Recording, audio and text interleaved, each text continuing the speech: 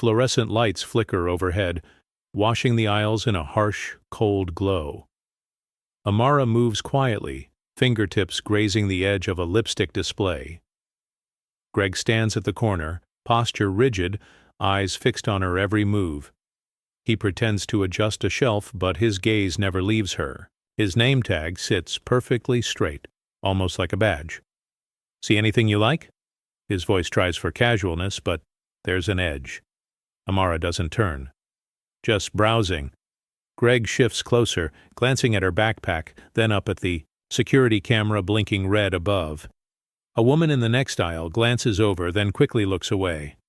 Amara picks up a perfume bottle, inhales, sets it down gently. Greg's fingers tap the counter, restless. "Let me know if you need help," he says, voice lower now. "I'm fine." Amara's tone is calm, but her jaw tightens. She moves to the jewelry section, lifts a necklace, the tag swinging. Greg's reflection appears in the glass, his stare unbroken. Amara's shoulders tense, but her face remains composed. A customer nearby lifts a phone, pretending to scroll but recording quietly. Greg notices, lips pressed thin. He clears his throat, straightening his shirt. "High theft area," he mutters, almost under his breath. Amara sets the necklace down, eyes meeting him in the reflection. For a moment, neither speaks. The store's background music fades, replaced by a heavy pause. Her phone rings, the sound sharp. "Hey, Dad," she answers, voice steady. Greg's expression falters, confidence slipping. The front door opens. Marcus enters, uniform crisp, gaze direct. He walks toward them, keys jangling. Greg steps back, name tag now slightly askew, hands fidgeting. Marcus stops beside Amara, looking at Greg. The camera's red light seems to freeze. The air feels different, charged, expectant. Before the story continues, please let us know from where you are watching this video. Write your city or country in the comments below. Don't forget to subscribe and hit like if you believe in stories that challenge injustice. Your engagement gives power to voices that need to be heard. Greg stands near the counter, fingers brushing his name tag, adjusting it as if it grants him authority. His eyes never leave Amara as she moves through the store, her steps measured, her expression unreadable.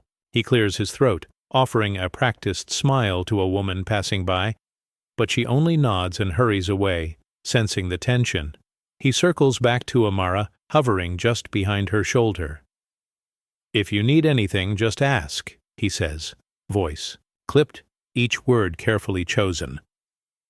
Amara doesn't respond, her gaze fixed on a display of earrings. She picks up a pair, holds them to the light, then sets them back without a word. Greg's jaw flexes. He glances at a coworker stacking boxes nearby. The coworker catches his look, hesitates, then busies herself with a price gun, pretending not to notice. Greg shifts his weight, shoes squeaking on the polished floor. He steps closer, lowering his voice. "We've had some issues lately, just being careful." Amara's lips press together, her hands still. She doesn't look at him, but her posture stiffens. A teenage boy in a store apron walks by, earbuds in, bobbing his head to music only he can hear. He gives Amara a sympathetic glance, then disappears into the stockroom. Greg watches him go, irritation flickering across his face. Amara moves to a rack of scarves, fingers trailing over the fabric. Greg follows, his presence heavy. Another customer pauses, sensing the unease, then quickly moves on. The background music skips, a brief stutter in the air. Greg's hand returns to his name tag, thumb rubbing the engraved letters. He tries again, softer this time. "Let me know if you need help." Amara finally turns, meeting his eyes for the first time. "I'll ask if I do." Greg nods, but the confidence in his stance is gone, replaced by something smaller, uncertain. The store feels colder, the distance between them measured in more than just steps. Amara stands at the jewelry counter, her reflection caught in the glass alongside Greg's tense silhouette. She picks up a necklace, the chain slipping through her fingers, the price tag dangling.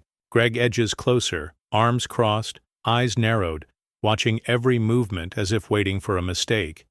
He clears his throat, the sound sharp in the quiet. That's one of our more expensive pieces, he says, voice a notch too loud. A middle-aged woman browsing nearby glances over, sensing the tension, then quickly averts her eyes and moves away. Amara turns the necklace over, examining the clasp. It's pretty, she says, her tone neutral. Greg leans in, lowering his voice. We keep those locked up for a reason. A lot of people forget to put things back. His words hang in the air, heavy with implication.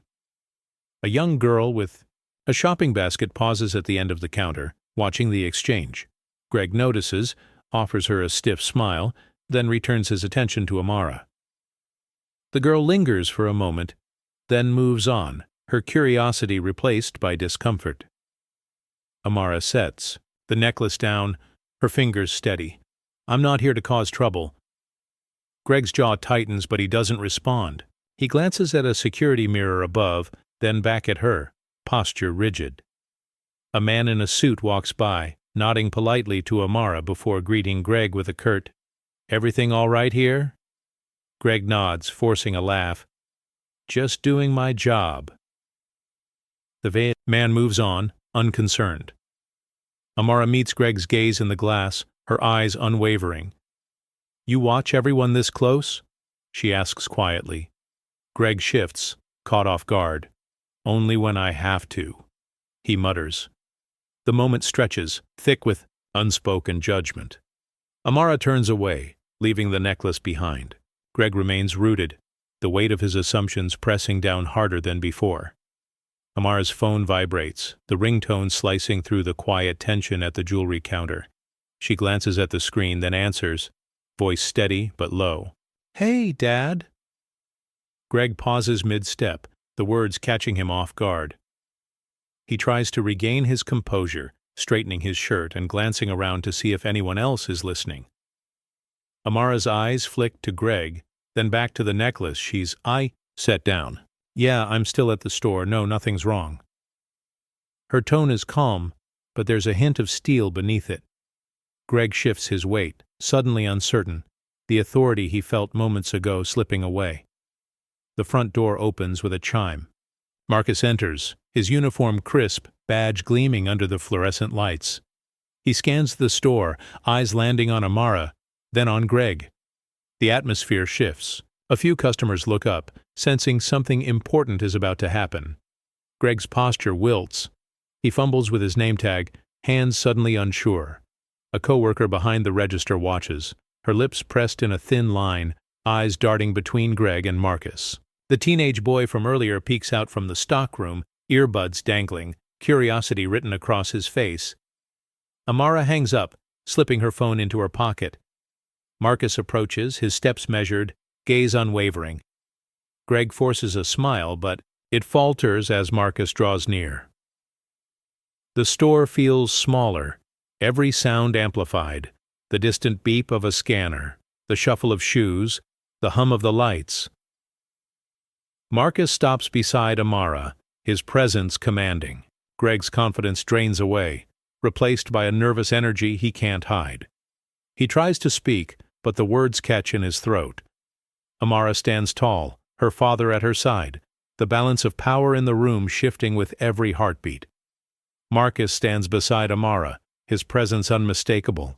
Greg's hand hovers near his name tag, fingers twitching as if searching for something solid. The store grows quiet, conversations fading, even the music seems to lower itself. A mother holding her child pauses mid-step, sensing the tension but not daring to interrupt. Marcus looks directly at Greg, his gaze steady, voice calm but carrying weight. "Is there a problem here?" The question lands between them, heavier than any accusation. Greg's mouth opens, then shuts. He glances at Amara, her chin lifted, eyes unwavering. He tries to muster the confidence he had moments ago, but it slips away, replaced by a flicker of doubt. A cashier behind the counter fidgets with her receipt tape, eyes darting back and forth. The teenage stock clerk leans against the doorframe, earbuds forgotten, watching closely. Greg clears his throat, voice suddenly thin. "No, sir. Just making sure everything's all right." Marcus doesn't move, doesn't blink. "Is that so?" His tone is even, but the meaning is clear. Greg's shoulders sag. He looks around, searching for support, but finds only averted eyes and uncomfortable silence. The mother with her child quietly backs away, her footsteps soft on the tile. Amara stands firm, her father's presence a shield she never asked for, but now welcomes. Greg shifts his weight, feet shuffling. "If you need anything, let me know," he says. But the words sound empty, stripped of authority. Marcus's gaze lingers a moment longer, then he turns to Amara. "Ready to go?" She nods, her voice quiet, but certain. "Yeah." They walk away together, leaving Greg standing alone in the aisle, the weight of the question hanging in the air long after they're gone. A phone screen glows in a customer's hand, lens pointed, just above the perfume display. Greg's voice, tense and too loud, echoes, "High theft area, let me help." Amara's answer is calm, almost bored. "I'm good." The camera catches Greg's posture, the way he hovers, how his eyes dart to her bag. The video shakes slightly as Marcus enters. The badge on his chest flashes in the fluorescent glare.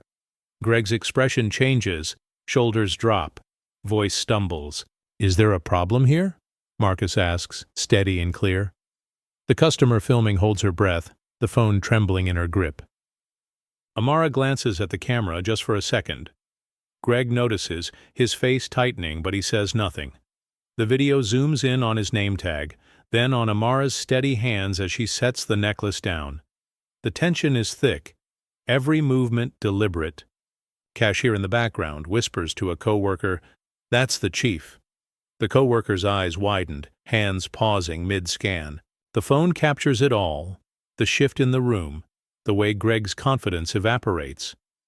The clip ends as Marcus and Amara walk out together, the automatic doors sliding open. Greg stands frozen, lips pressed tight. The store suddenly too quiet. The customer uploads the video, fingers shaking. Within hours the footage spreads. Comments flood in. "This is my daughter every week." Happens all the time. The store gets tagged. Greg's face becomes a symbol. The video is everywhere, shared, stitched, debated. Some defend, most condemn. The store's phone rings. Off the hook. Greg sees himself on a stranger's screen, his actions looped and dissected. He tries to explain, but the world has already made up its mind. The aisles where he once felt in control now feel exposed, every glance a judgment. Marcus sits at the kitchen table, phone buzzing with notifications. The viral video plays again, Greg's voice echoing through the small room. He closes his eyes, breath slowing. Memories of surface blue lights flashing in the rear view. A young officer's hand resting on his holster. The metallic taste of fear. He remembers the night he was pulled over, still in uniform. Badge clipped to his chest. The officer's flashlight blinded him. "Step out of the car, sir." Marcus's hand shook as he complied. He tried to speak, to explain, but the words caught. The officer's partner circled, one hand on his belt, eyes cold. Marcus recalls the humiliation, the way the officer ignored his ID, the way he was asked, "Is this car yours?" He remembers the neighbor's porch lights flickering on, faces peering through curtains, watching but never intervening. Back in the present, Marcus rubs his temples. Amara's voice from the video steady, unafraid echoes in his mind. He wonders if she felt the same dread, the same helplessness he once did. He looks at his own badge on the table, its shine dulled by years of use. A text from a fellow officer pops up. "Saw the video. You all right?" Marcus types a reply, then deletes. Yet unsure what to say, he glances at Amara's closed bedroom door, the soft glow of her lamp visible beneath the crack. He stands, crosses the room, and pauses outside her door. His hand hovers, then drops. He can't bring himself to knock. Instead, he returns to the table, staring at the badge, the viral video still playing on loop. The world sees a police chief, but Marcus feels only like a father, one who knows exactly how it feels to be seen as a threat. Greg storms into the back office, cheeks flushed, fists clenched at his sides. The manager glances up from a stack of receipts, eyebrows raised. "You see the video?" Greg snaps, voice tight. The manager nods, sliding a printed apology across the desk. Corporate wants you to read this. Greg snatches the paper, scanning the lines. They're blowing it out of proportion. I was following store rules. His words tumble out, brittle. The manager sighs, pinching the bridge of her nose. Greg, it's not the first complaint. People are angry. HR's involved now. He tosses the apology onto the desk. I'm the one being attacked. I did what I was supposed to. His voice cracks just a little. The manager gestures to a monitor. Security footage paused on Greg trailing Amara, ignoring two white teens who slip past with headphones. Greg's jaw tightens. That's not fair. I treat everyone the same. The manager's gaze is steady, unimpressed. Do you? She asks quietly. Greg looks away, throat working. From the hallway, a cashier peeks in, eyes wide, then quickly disappears. The manager leans back, folding her arms. You need to think about how this looks. Corporate's worried about lawsuits. They want you to apologize, on camera. Greg's face pales. I'm not a racist, he mutters. She slides the apology back to him, voice flat. Then prove it. Do the right thing. Greg hesitates, fingers trembling as he picks up the paper again. The hum of the store outside feels distant, muffled. He stands, shoulders hunched, and leaves the office. In the break room, two employees stop talking as he enters. One offers a stiff nod. The other looks away, pretending to read a schedule. Greg's world feels smaller. The walls closing in. Every glance a silent accusation. Amara sits cross-legged on her bed, journal open, pen tapping against her knee. The room is quiet except for the distant hum of traffic outside. She stares at the blank page, then writes, Today, I was a threat. Her handwriting is neat, but the words feel jagged. She sketches the necklace from earlier, the price tag dangling. Underneath she writes, He watched me like I'd break it, like I'd steal it. She pauses, remembering Greg's stare, the way his footsteps echoed behind her. Her pen presses harder, ink bleeding through the paper. Mom calls from the kitchen, asking if she's hungry. Amara answers, In a minute, her voice flat. She writes, Dad showed up. Greg changed. Everyone saw. She draws a small badge, shading it in, then adds, Even a uniform didn't stop the questions. She glances at her phone, notifications piling up. Messages from friends. Saw you in that video. You okay? One reads, That's happened. To me too. Amara's grip tightens. She writes, It's always the same. Different store, different day. A tear slips down her cheek, landing on the page. She wipes it away, smudging the ink. I just wanted to look, she writes. But I became the story. She closes her eyes, remembering the weight of Greg's presence, the way customers looked away, the way her father's voice cut through the tension. She draws a line under her words, bold and final. Tomorrow, I'll go back. I won't shrink. She adds a small heart at the bottom of the page, then snaps the journal shut. The room feels a little lighter, the burden shared, if only with herself. A reporter sits hunched over a laptop in a cluttered newsroom, the glow of the screen reflecting. In tired eyes, she scrolls through digital archives, fingers flying over the keyboard. Search. Greg Mitchell complaint. Results pile up 12 incidents, all eerily similar. Black customers flagged, white customers waved through. Each file ends the same. No action taken. She prints the records, the machine spitting out page after page. She highlights dates, scribbles notes in the margins. A legal pad filled with names, Amara's among them. She dials the store's number, voice steady. I'm looking into a pattern of profiling. Care to comment? The line goes silent. Then a lawyer answers, voice cool. We settle these matters quietly.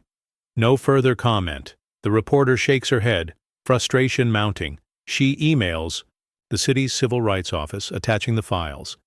Her editor leans over the cubicle wall, raising an eyebrow. You got something? She nods. It's not just one mistake, it's a system. A coworker walks by, glancing at the stack of complaints. That's a lot for one guy. The reporter sighs.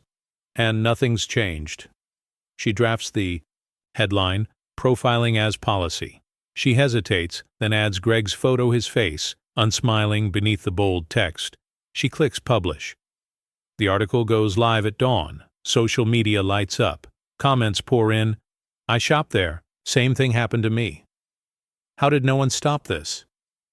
The reporter sits back, watching the story spread. Greg's phone buzzes with alerts. The store's lawyer calls, voice urgent. Damage control, now. The manager reads the article, hands shaking. The community reads the names, the dates, the pattern. The truth is out. And this time, it can't be buried under paperwork or quiet apologies. The screen flickers with split clips. On one side, Greg shadows a black woman, eyes sharp, steps quick. On the other, he nods and smiles at a white man, hands relaxed, posture open. The contrast is stark, the aisle a silent stage for bias. A TikTok video stitches the two scenes, captioned, "Guess who's suspicious?" Comments flood in, voices rising in unison. The store's Yelp page floods with one-star reviews, each a story of being watched, judged, dismissed. Greg's manager stands by the Employee of the Month plaque, now removed, fingers tracing the empty wall. His face is tight, eyes avoiding the growing crowd outside. The store hums with uneasy energy, the usual chatter replaced by whispers and sideways glances. A cashier wipes her hands on her apron, glancing nervously at the security monitor. A teenage stock clerk leans against the doorframe, earbuds out, watching the scene unfold with quiet sympathy. The camera pans to a customer who shakes her head, lips pressed tight. The red light of the security camera blinks steadily, a silent witness to the unfolding reckoning. The aisle feels smaller, the air heavier, as the truth settles like dust on forgotten shelves. Marcus sits alone in his dimly lit office, the glow of his phone screen casting shadows on his tired face. The viral video plays again, Greg's voice, echoing through the room. His hands tremble slightly as he sets the phone down. He leans back, eyes closing briefly. Memories flood in blue and red lights flashing, the cold grip of a patrol car door, the weight of suspicion even while wearing the badge. The sting of being seen as a threat despite his uniform. A soft knock breaks the quiet. Marcus looks up to see his assistant, her expression a mix of concern and respect. She quietly places a cup of coffee on his desk, nodding without words. He picks up Amara's journal, flipping through pages filled with her neat handwriting and sketches. His voice, low and steady, breaks the quiet. "Every damn day," he says, the weight of those words hanging heavy. The camera lingers on his clenched, fists resting on the desk, the tension in his shoulders, the quiet fury simmering beneath his calm exterior. Outside, the city moves on, unaware of the battles fought in quiet rooms like this one. Marcus's gaze shifts to the window, watching the world but feeling the distance. He stands, straightening his uniform, a silent promise to protect his daughter and others like her. The fight is far from over, but in this moment, his resolve hardens. A crowd gathers outside the boutique, signs raised high. "Shopping while black crime. We deserve dignity." Amara stands near the front, hands clasped, her father just behind her. The air buzzes with anticipation, voices murmuring, feet shifting on the pavement. A grandmother steps forward, her cane tapping, voice steady. "They followed me in 1983. They're still following us now."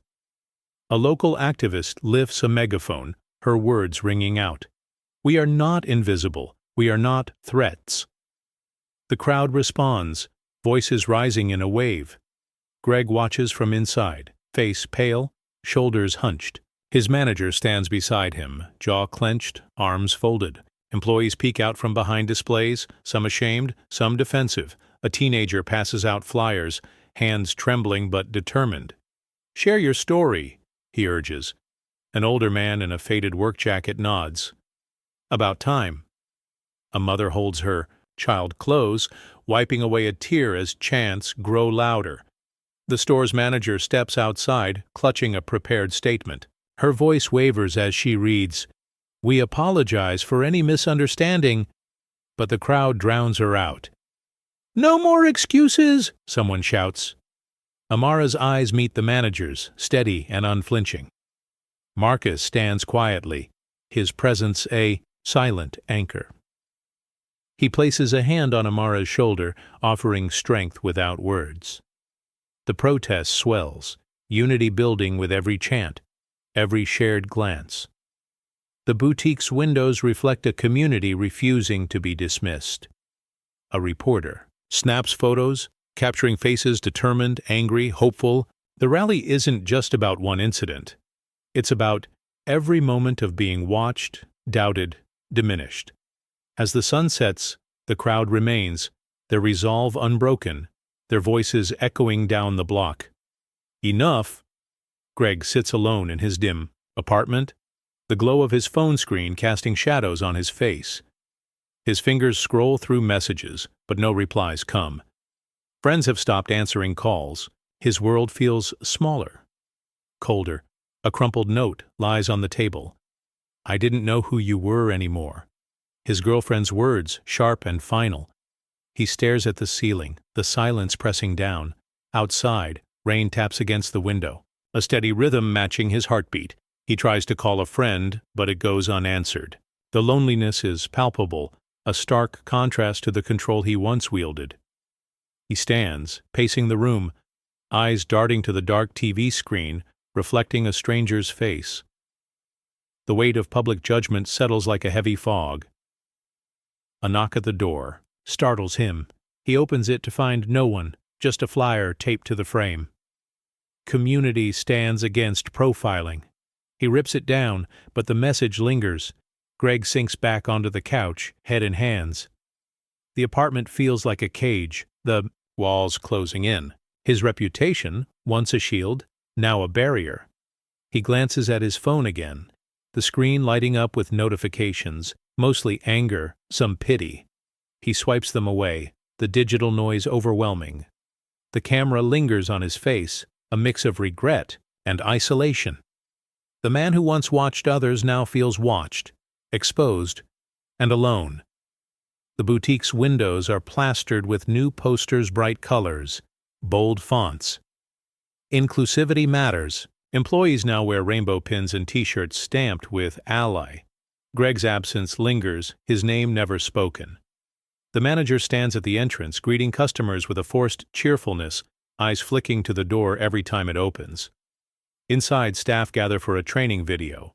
The screen flashes phrases, "Assume competence, not guilt." Some employees nod, others exchange uneasy glances. A young cashier fidgets with her pin, glancing at Amara as she enters.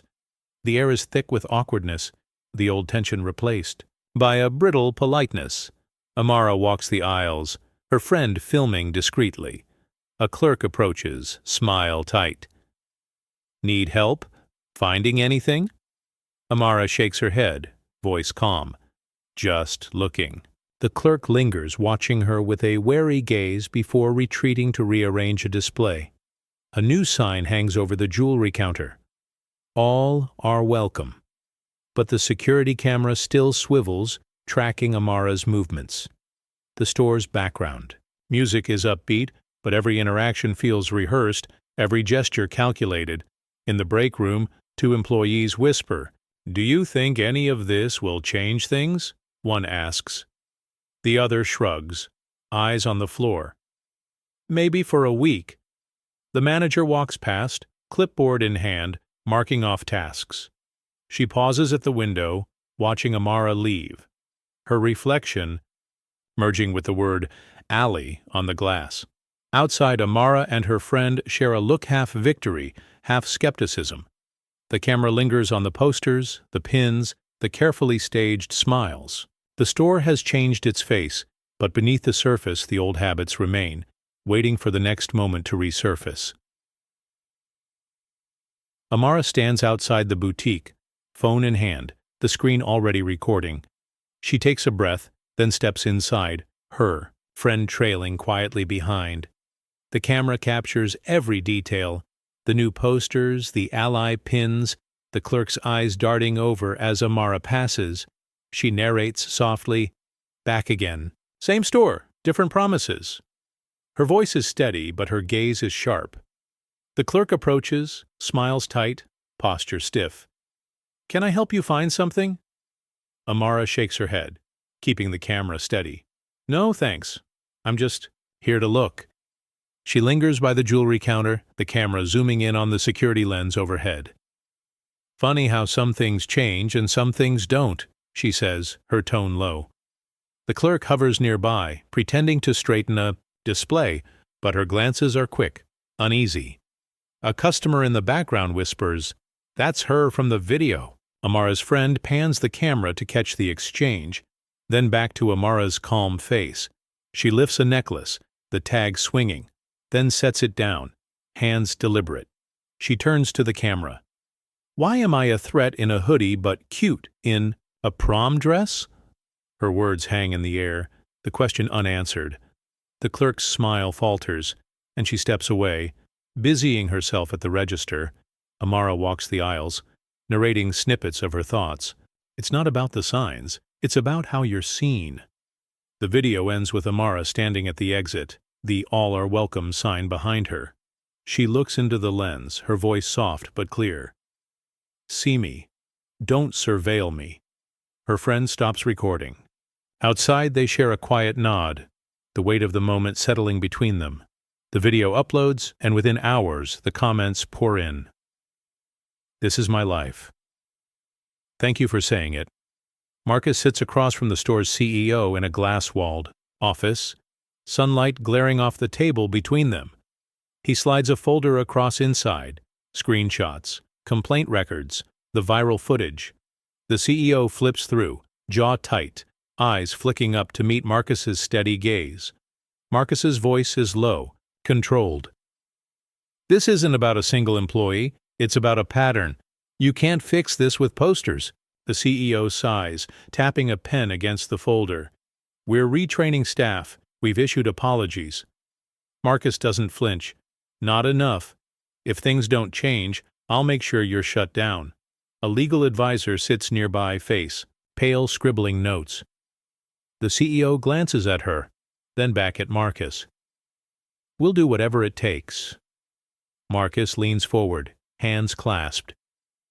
"Start by hiring people who look like my daughter. Start by listening instead of watching." The CEO nods, but the gesture is stiff, uncertain. "We'll rebuild," he says, but Marcus's expression makes clear he's heard it all before. "Don't just say it, prove it." Downstairs, staff gather for an emergency meeting. The manager reads from a memo, voice shaking. "Anti-bias. Training is now mandatory. New hiring policies start today." Some employees exchange glances, unsure if anything will truly change. Amara stands outside, watching through the window.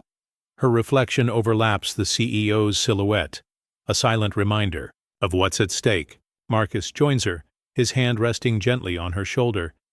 "Do you think they'll actually do it?" Amara asks, voice quiet. Marcus looks at her, resolve clear in his eyes. "If they don't, I'll be back. And I won't be alone." The store's doors remain open, but the threat of closure hangs heavy. Inside, the old routines are broken, replaced by uncertainty and the first steps toward something new, if only they're willing to take them. Rows of folding chairs fill the town hall, neighbors shifting, whispering, eyes darting toward the stage. Marcus stands behind a podium, hands gripping the edge. Amara seated beside him, back straight, gaze steady. Greg sits near the back, tie knotted too tight, foot tapping a nervous rhythm on the linoleum. The room hums with anticipation. A local pastor offers a brief prayer, voice trembling. "Let truth guide us." A councilwoman clears her throat, introducing Marcus. He steps forward, the microphone amplifying his measured breath.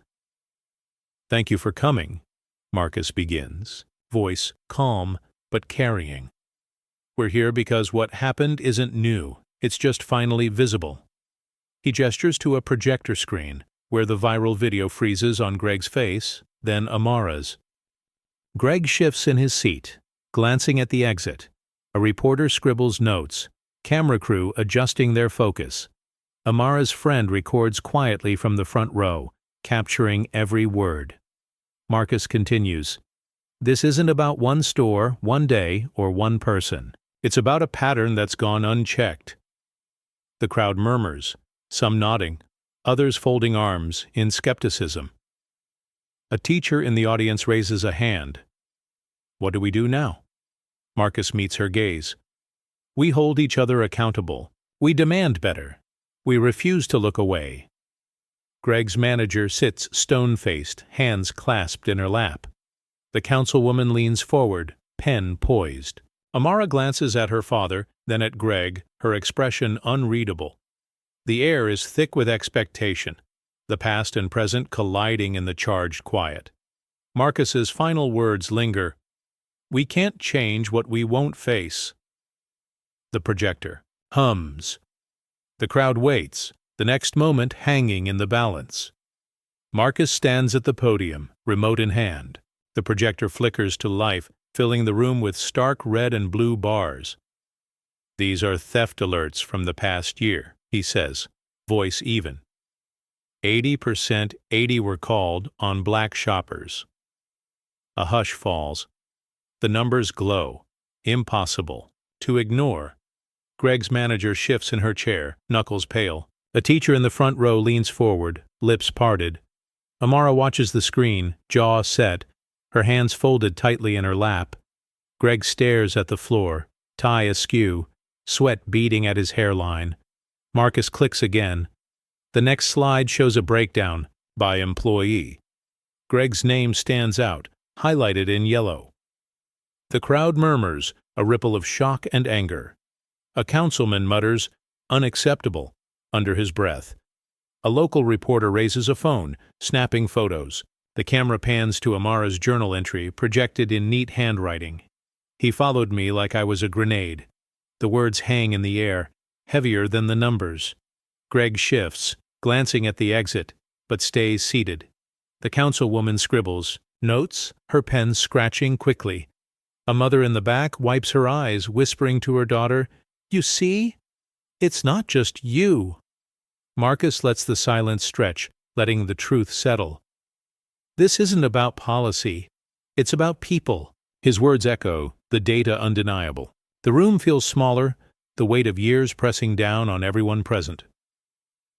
He steps back, leaving the numbers on the screen. The crowd absorbs the reality, the old excuses stripped away. The projector hums, the data a spotlight no one can dim. The reckoning has begun, and there's no turning away.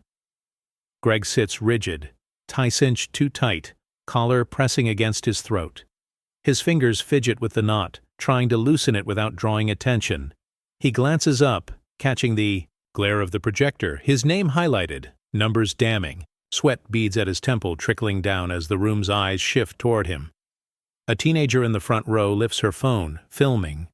Greg's gaze darts away, landing on the councilwoman whose pen pauses mid-sentence. His manager sits a few seats over, avoiding his glance, hands folded tightly in her lap. Greg's foot taps out a frantic rhythm beneath his chair. He remembers his father's words, echoing in his mind. Don't let them catch you off guard. The memory stings now, hollow. He tries to steady his breathing, but each inhale feels thinner than the last. Amara's friend, camera steady, zooms in on Greg's face. The lens captures the twitch in his jaw, the way his eyes flicker to the exit. He wipes his palms on his pants, but the dampness remains. A councilman clears his throat, shifting in his seat. The air is thick, every cough and shuffle magnified. Greg's manager finally glances his way, her expression unreadable, then looks away. Greg's thoughts spiral. He remembers his manager's praise after a good catch, the approving nods, the sense of control. Now those moments feel distant, replaced by the heat of scrutiny, the sting of exposure. He tries to sit taller, but the chair feels too small, the room too close. His tie feels like a rope, tightening with every second. He swallows hard, wishing the meeting would end, wishing he could disappear, but knowing there's nowhere to hide. Amara rises from her seat, the room's attention shifting as she walks to the front. She stands beside Marcus, shoulders squared, eyes steady. The projector's light casts her shadow across the crowd. She holds up the necklace, the price tag swinging gently. She speaks, voice clear but soft. "You saw a threat. I saw a necklace." The words ripple through the hall, silencing the quiet murmurs. She turns the necklace in her hand, letting it catch the light. "Your fear isn't about me. It's about you." Greg shifts in his seat, face flushed. The manager looks down, jaw clenched. A teacher in the front row nods, lips pressed tight.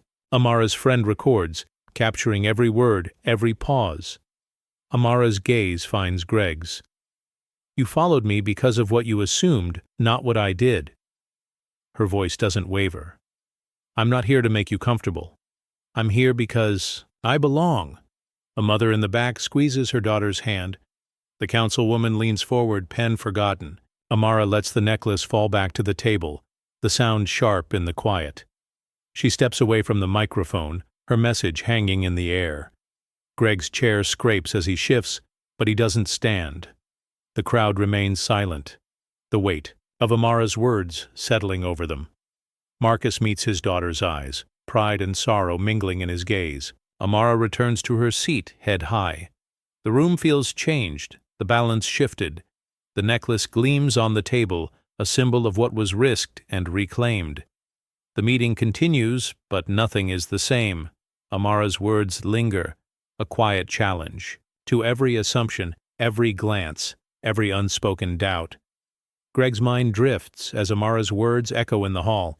He stares at the floor, memories rising unbidden. He's a boy again, sitting at the kitchen table, his father's voice sharp and certain. "You can't trust them. Always watch your back."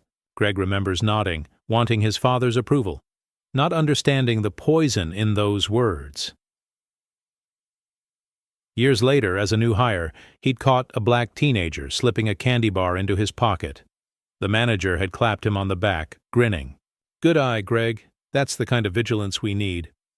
The praise felt good then, a warm rush of belonging. He never questioned why the same good eye never seemed to notice the white kids laughing as they pocketed lip balm. In the present, Greg's jaw clenches. The projector flickers, showing security footage. Greg trailing black shoppers, ignoring others. The crowd murmurs, a woman's voice trembling.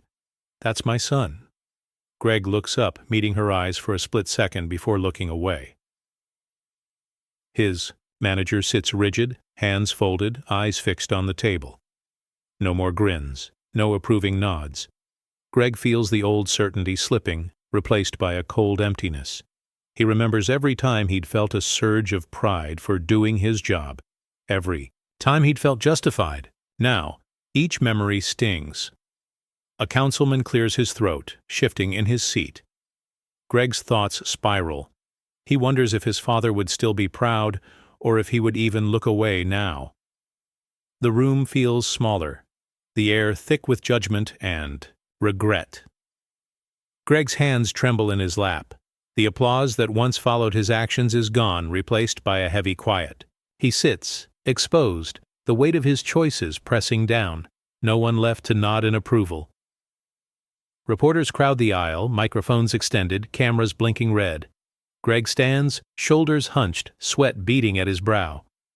A voice cuts through the noise, sharp and direct. "Why did you target black shoppers?" He stammers, I was just doing what I was trained to." The words falter, swallowed by the room's hush. A security guard blocks the exit, arms folded, gaze unblinking. Greg glances around, searching for an ally, but finds only averted eyes and tight-lipped faces. The councilwoman jots notes, her pen scratching loudly in the silence. A teenager's phone records every twitch, every stumble. Greg tries again, voice cracking. "I never meant—" The crowd's response is swift, a mix of disbelief and anger. A woman in the back calls out, "You never meant to get caught." Greg's face flushes, his hands shaking as he wipes his forehead. The manager stands near the wall, arms crossed, expression unreadable. No one steps forward to help. The cameras zoom in, capturing every detail. The way Greg's tie hangs loose, the sheen of sweat on his upper lip, the uncertainty in his eyes. A reporter leans in, voice low. "Do you regret your actions?" Greg's answer is barely a whisper. "I don't know." The words hang in the air, unsatisfying, exposing his collapse. The security guard shifts, making it clear Greg isn't leaving until the questions are done. Greg's breathing quickens, chest tight. The room feels smaller, the lights harsher, every lens a spotlight on his unraveling. A final question. "Would you do it again?" Greg doesn't answer. He stares at the floor, defeated. The cameras keep rolling, capturing the moment his certainty disappears, replaced by something raw and unfamiliar fear. Greg pushes through the crowd, shoulders brushing protest signs and outstretched microphones. "Stop profiling!" a sign reads, nearly knocking against his arm as he stumbles forward. His tie hangs loose, shirt damp with sweat. Reporters shout, questions, but he keeps his head down, eyes fixed on the exit. He fumbles with the door, finally shoving it open.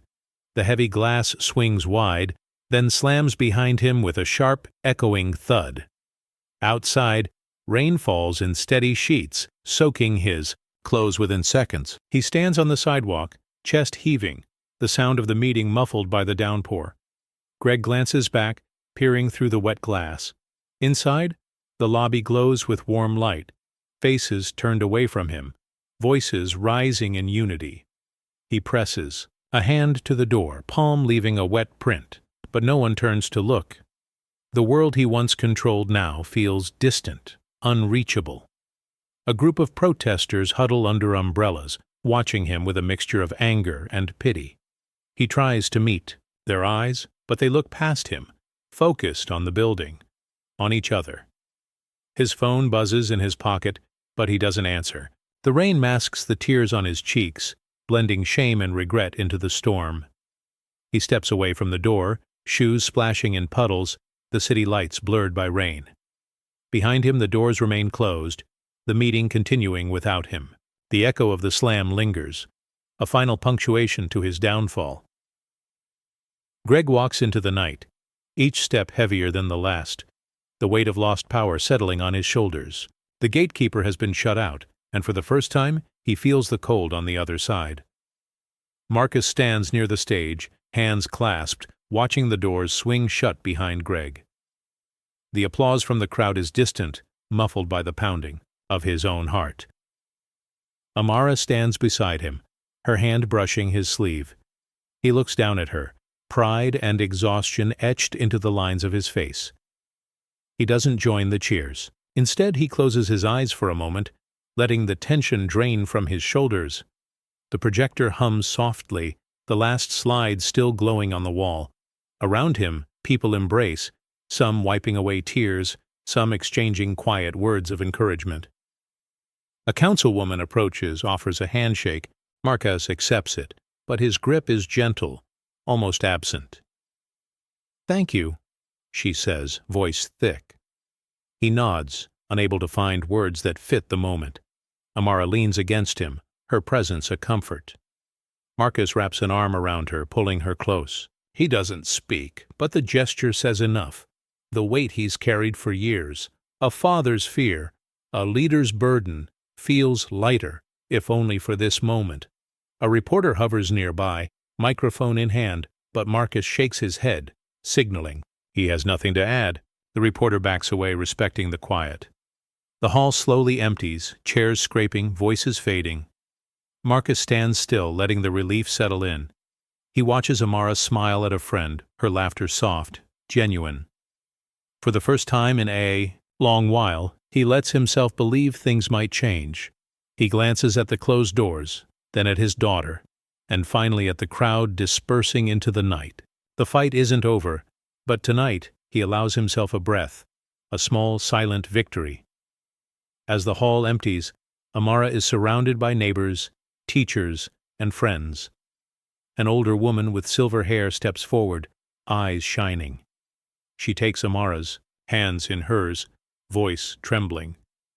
"You spoke for all of us." Amara nods, emotion catching in her throat. A teacher hugs her, whispering, "You gave my daughter hope." A teenager presses a folded note into Amara's palm. She opens it. "Thank you for being brave so I can be." The crowd parts, making space for more to approach. Each handshake, each embrace, is a quiet acknowledgement of battles fought in silence. The store's CEO hovers nearby, holding a gift card, unsure. He extends it, but Amara shakes her head, gaze steady. "I don't need that." The CEO lowers, his hand retreating into the crowd, his offer unaccepted. Amara's friend records the moment, capturing the warmth that radiates from those around her. A mother wipes away tears, pulling her child close. "Look at her," she says softly. She stood up, and they listened. Marcus stands at the edge, watching his daughter with quiet pride. He exchanges a nod with a neighbor, both understanding the significance of this moment. The applause that fills the hall is softer now, more genuine, a collective sigh of relief and recognition. Amara meets the eyes of those around her, feeling the weight of their gratitude and their hope. She smiles, a real unguarded smile, letting herself believe that change is possible. As she leaves the hall, the crowd parts again, giving her a clear path.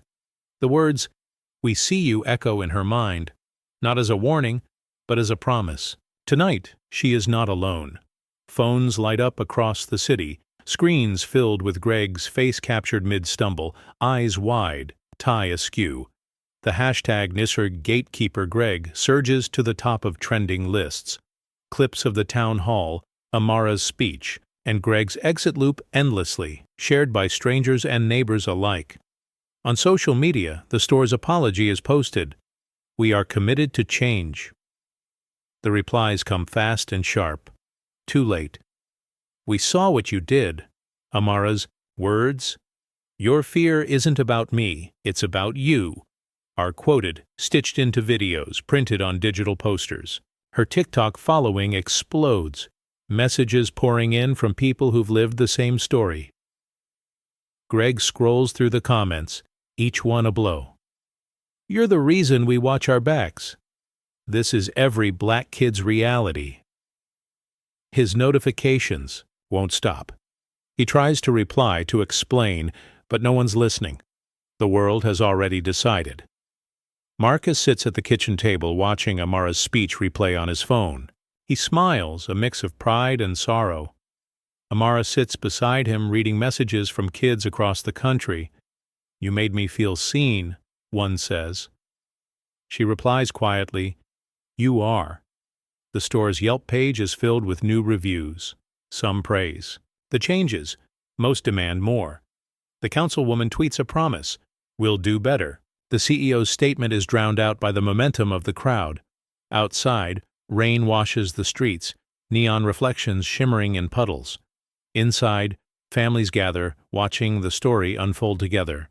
The stain of what happened lingers, but so does the hope that something real might grow from it.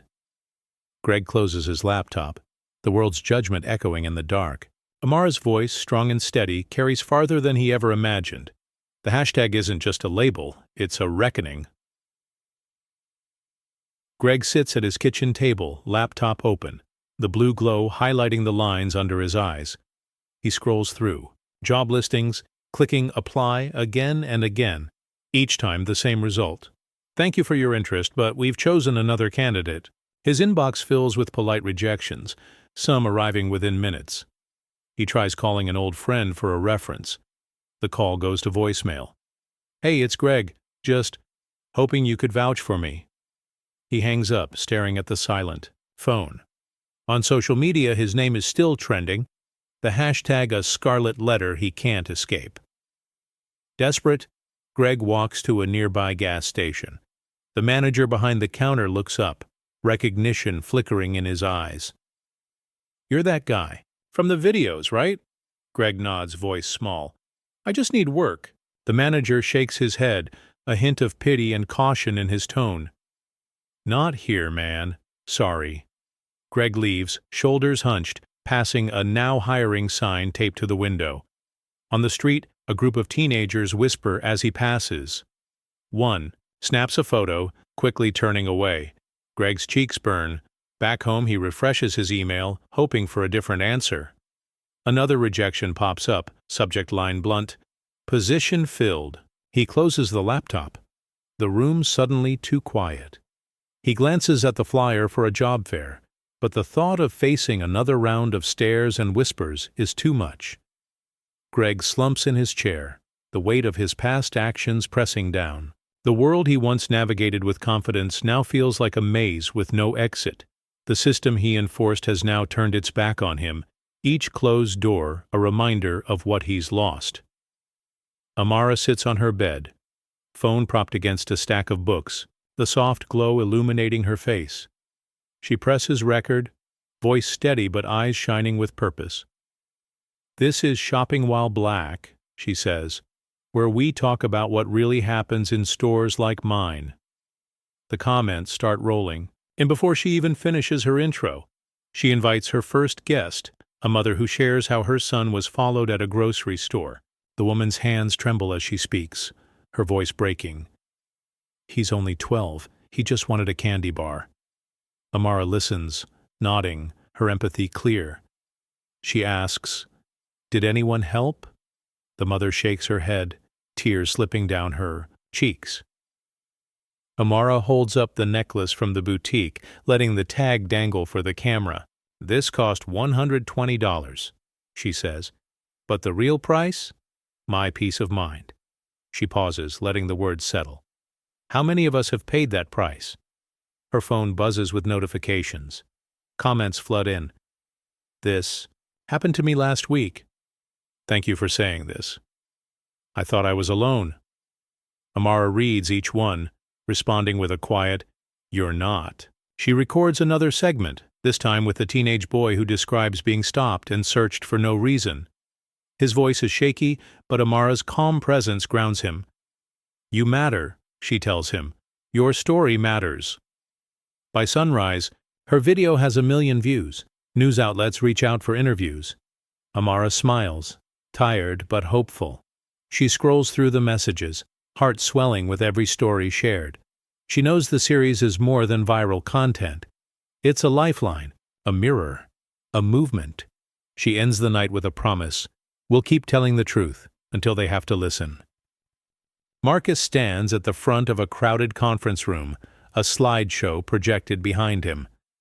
Business owners, store managers, and employees fill the seats, some arms crossed, others scribbling notes. He begins, voice measured but firm. "This isn't about blame. It's about responsibility. It's about making sure no one's daughter or son is treated like a suspect for shopping." He clicks to the next slide, a chart showing complaint patterns, Greg's name among them. A bakery owner sighs, rolling her eyes. A bookstore manager leans forward, pen poised, nodding. Marcus continues, "Assume competence, not guilt. That's the standard from now on." He plays a training video. The screen shows actors in everyday scenarios. A black teenager browsing, a store clerk offering genuine help, not scrutiny. Some attendees shift in their seats, uncomfortable. A young cashier whispers to her coworker, "We should have done this sooner." The coworker nods, eyes down. Marcus pauses the video, letting the message settle. Bias isn't always loud. Sometimes it's a look, a pause, a question you wouldn't ask someone else. He points to the screen. "We're not here to shame. We're here to change." A restaurant owner raises a hand. "What if someone steals?" Marcus's answer is calm. "Treat everyone the same. If you can't, you shouldn't be in this business," the room quotes. Marcus's gaze sweeps the crowd. "We're starting over. New policies, new training, no exceptions." Some faces soften, others remain skeptical, but the message is clear. As the session ends, people file out, some in deep conversation, others silent, all carrying the weight of what they've heard. Marcus stands by the door, shaking hands, exchanging, nods. Change, he knows, is slow, but today, it's begun. The boutique's windows are plastered with new posters, bright colors, bold fonts. Inclusivity matters. Employees now wear rainbow pins and T-shirts stamped with Ally. Greg's absence lingers, his name never spoken. The manager stands at the entrance, greeting customers with a forced cheerfulness, eyes flicking to the door every time it opens. Inside, staff gather for a training video. The screen flashes phrases, "Assume competence, not guilt." Some employees nod, others exchange uneasy glances. A young cashier fidgets with her pin, glancing at Amara as she enters. The air is thick with awkwardness, the old tension replaced by a brittle politeness. Amara walks the aisles, her friend filming discreetly. A clerk approaches, smiles tight. "Need help finding anything?" Amara shakes her head, voice calm. "Just looking." The clerk lingers, watching her with a wary gaze before retreating to rearrange a display. A new sign hangs over the jewelry counter. All are welcome. But the security camera still swivels, tracking Amara's movements. The store's background. Music is upbeat, but every interaction feels rehearsed, every gesture calculated. In the break room, two employees whisper, "Do you think any of this will change things?" One asks. The other shrugs, eyes on the floor. "Maybe for a week." The manager walks past, clipboard in hand, marking off tasks. She pauses at the window, watching Amara leave, her reflection merging with the word ally on the glass. Outside, Amara and her friend share a look half victory, half skepticism. The camera lingers on the posters, the pins, the carefully staged smiles. The store has changed its face, but beneath the surface the old habits remain, waiting for the next moment to resurface. Greg sits by the window in a quiet cafe, hands wrapped around a coffee cup gone cold. He scrolls through his phone, the screen filled with news stories and hashtags. The bell over the door jingles as customers come and go, none paying him much attention at first. A barista behind the counter glances over, recognition dawning. She nudges her coworker, whispering, "That's him, right?" Her friend nods, pulling out a phone and snapping a quick photo. Greg notices, his shoulders tensing. He looks away, pretending to read a newspaper left on the table. At a nearby table, two college students whisper, one glancing over her shoulder. "He's the guy from the video." Greg shifts in his seat, trying to shrink into the background. The hum of conversation grows, punctuated by the occasional sideways glance or stifled laugh. His phone buzzes with another notification. He silences it, hands trembling. The barista sets a fresh coffee on the counter, but Greg doesn't move to claim it. The cup sits, steam curling into the air, untouched. Outside, rain streaks down the window, blurring the view of the street. Greg stands abruptly, chair scraping the floor. He leaves his coffee behind, the cup sweating on the table. As he steps into the rain, the cold soaks through his jacket instantly. He walks quickly, heads down, passing his old store. The windows are bright, a new black-owned banner hanging above the door. He hesitates, watching customers laugh inside, then pulls his hood up and keeps moving. No one waves, no one calls out. The city feels bigger, the distance from his old life growing with every step. Greg disappears into the rain, the whispers trailing behind him, his presence already fading from the place he once knew. The town square buzzes with quiet anticipation, as neighbors gather beneath a freshly unveiled mural. Painted in bold colors, the words, "See us, don't surveil us," stretch across the brick wall, faces from the community woven into the design. Amara stands near the artist, her own likeness, gazing out from the mural, a symbol of resilience. A gentle breeze stirs as Marcus steps forward, voice trembling just slightly. "My uniform couldn't protect her," he says, eyes shining. "Your voices did." The crowd listens, some nodding, others wiping away tears. An elderly woman, cane in hand, approaches Amara and pulls her into a tight embrace. "You gave us hope," she whispers, tears wetting Amara's shoulder. A group of children gather at the edge of the mural, pointing out faces they recognize. One boy tugs at his mother's sleeve, whispering, "That's me." The mother smiles, pride and relief mingling in her eyes. Volunteers pass out flowers, tucking them into the fence below the mural, each blooming a silent promise to remember and do better. The local pastor offers a prayer, voice soft but strong, asking for healing and unity. The crowd joins hands, a chain of connection stretching across the square. Amara's friend films the moment, capturing the hush, the smiles, the sense of something shifting. As the ceremony winds down, Marcus finds Amara in the crowd. He squeezes her hand, and she squeezes back. No words needed. The applause that follows is gentle, not the roar of protest, but the sigh of a town beginning to heal. The mural glows in the evening light, a beacon for everyone who passes. It's not the end, but a beginning, a promise that the community will see each other, truly see, from now on. Amara stands outside the boutique, her phone steady in her hand, recording. She takes a breath, steps through the door, and is greeted by the gentle chime overhead. The air inside feels lighter than before. A new employee, a young woman with braids and a genuine smile, approaches. "Welcome in. Need any help today?" Her voice is warm, no hint of suspicion. Amara glances at the security cameras, noting their quiet presence. "No, thank you, just looking." She moves through the aisles, her steps unhurried, her shoulders relaxed. The employee hums softly as she arranges a display, casting Amara a friendly glance, but never hovering. Amara pauses at the jewelry counter, lifts a necklace and examines it without the weight of being watched. The price tag swings, but no one rushes over. She smiles to herself, sets it back and continues browsing. A mother and daughter laugh in the shoe section. The manager, now a different face, chats with a group of customers by the register. The atmosphere has changed. Not perfect, but open. Amara's phone captures it all. The small signs, the easy laughter, the absence of tension. She ends her recording with a close-up of a new sign behind the counter. No profiling, all are welcome. The words are simple, but they mean everything. Amara lingers for a moment, letting the feeling settle. On her way out, the employee waves. "Have a great day." Amara smiles, genuine and unguarded. "You too." She steps into the sunlight, phone still in hand, heart lighter than it's been in a long time.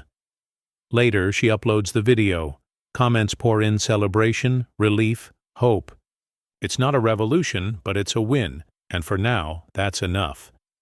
The boutique's cameras still watch, their red lights blinking quietly in the corners, but the feeling is different now.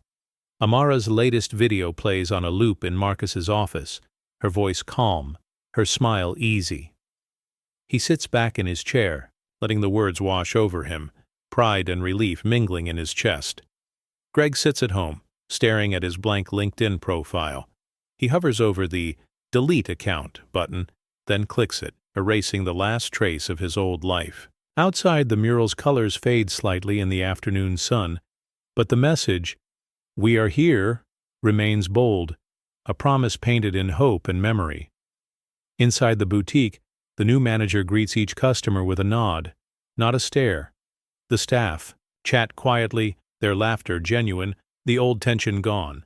A little girl twirls in front of a mirror, her mother snapping a photo, both of them at ease. Amara walks past the store on her way home, pausing to watch the scene through the window. She sees the no profiling sign, the relaxed faces, the easy movement of shoppers. She smiles, knowing the fight isn't over, but the cracks in the old system let in just enough light. At home, Marcus closes his laptop, stands at the window, and looks out at the town. The mural glows in the setting sun, a beacon for anyone who needs to feel seen. He whispers, almost to himself, "We're still here." The cameras blink on, but now they witness something new. Not suspicion, but change. The story isn't finished, but for the first time it feels like a beginning, not just an ending.